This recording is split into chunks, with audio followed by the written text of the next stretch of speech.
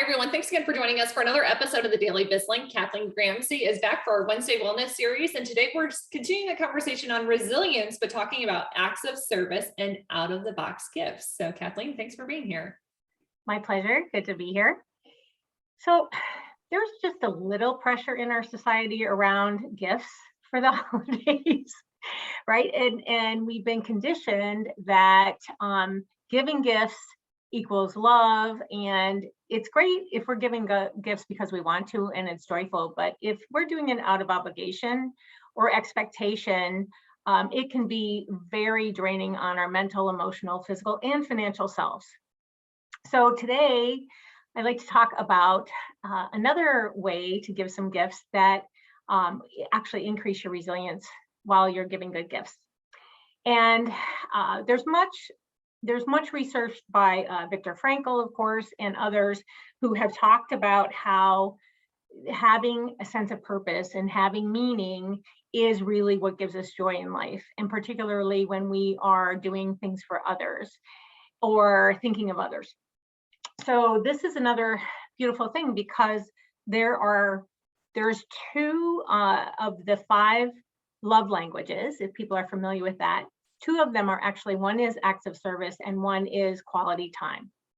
So instead of just getting random gifts or like, okay, here's my box of mindless things I just picked up because I just want to have something for somebody, right? Instead of doing that, I'd invite you to think about maybe giving some gifts that are out of the box this year. And so for example, if you know someone who, like as a family, you can do perhaps do some community service, or what can you do together that could also contribute to other people's lives and increase the time that you're spending quality time together, so that you can, instead of just being plugged into brand new devices by yourself, you could actually be doing more things together to enhance the relationships in your family.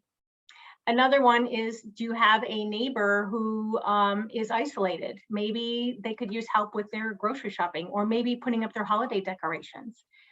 Another one would be maybe the main caregiver in your own family would love to have a break once a week making dinner, or going to pick up the food, or whatever those family chores are. Maybe somebody else could take one of those things off of the plate for do it for a month or something once a week.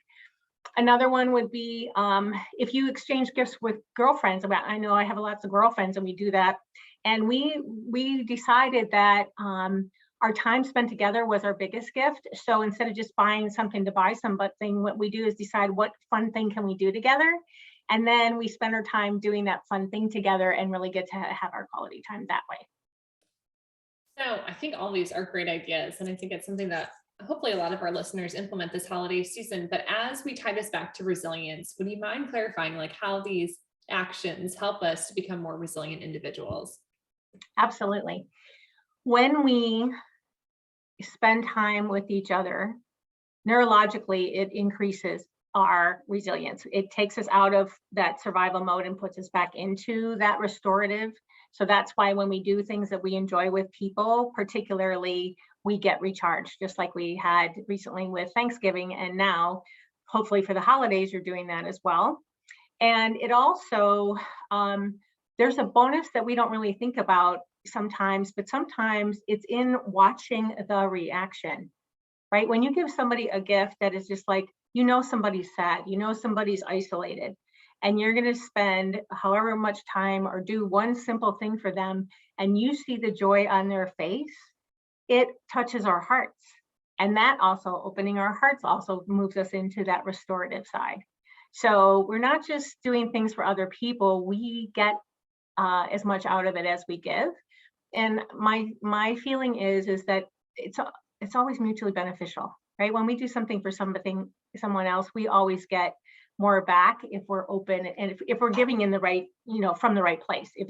If you're doing it out of obligation, you're probably not going to notice any of those things. But if you truly do it from the heart and watch, see what you notice.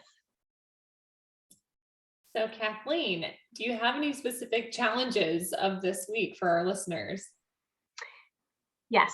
Who is the one person in your life, whether that's, actually pick 2, one person in your work life one person in your personal life, who can you do something that would be an act of service or quality time, and pick that person and then do that for your gift, and then see how you feel after doing it. Great. So as we look to wrap up today's conversation, is there anything else you want to leave our audience with? Yeah, speaking of gifts, I still have available on, if you reach out on LinkedIn, I still do have the very short video for tips, for resilience tips for HR people. There, you guys are especially busy at this time of year. So please reach out to me. I'm happy to get that to you once you do. Great. All right, Kathleen. Well, thanks again for joining us on this episode of the Daily BizLink Wednesday Wellness Series. My pleasure.